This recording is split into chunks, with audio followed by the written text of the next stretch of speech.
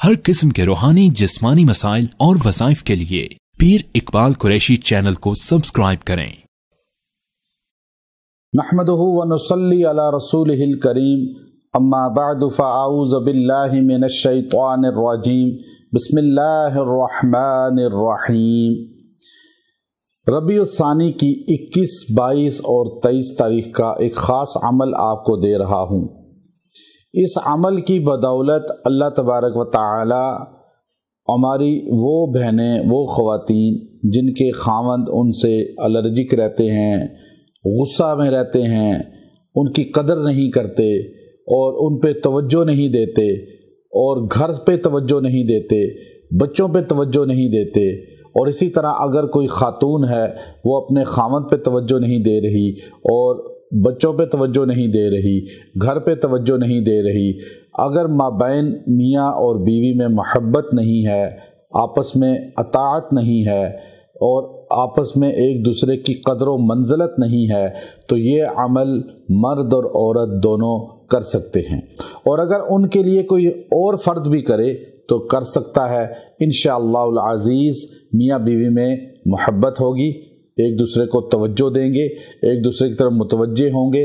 یاد رکھیں میاں بیوی کا رشتہ اللہ رب العزت نے لباس قرار دیا ہے، اور میاں بیوی کا رشتہ ایسا ہے کہ اگر وہ ایک دوسرے کے غم گسار بنیں گے تو اللہ زندگی کو دنیا میں جنت بنا دے گا۔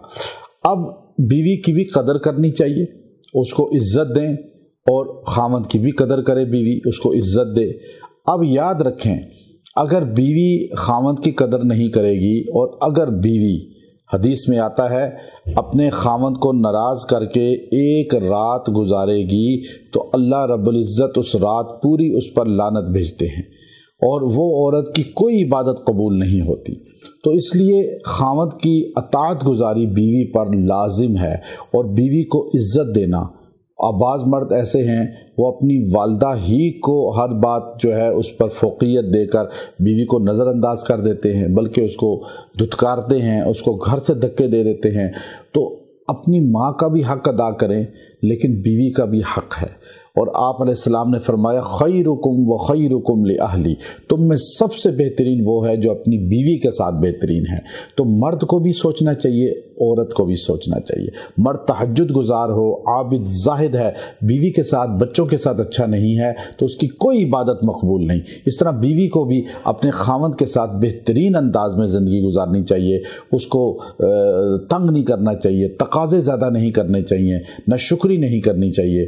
تو اب یہ عمل ہے، آپ یہ کریے، آپ جو ہے اس کو اختیار کریں۔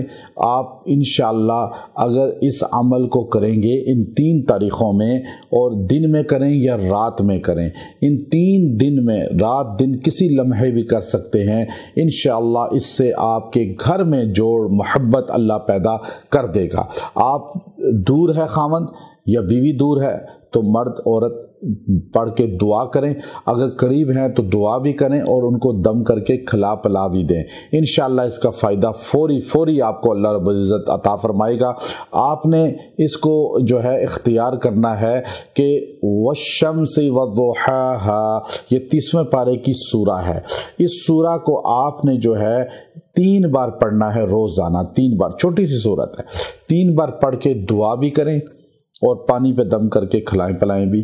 3 دن یہ عمل کر لیں، اور انشاءاللہ اس کی فیض آپ کو ملے گا، توجہ ملے گی، محبت ملے گی، اور آپس میں دل جڑ جائیں گے۔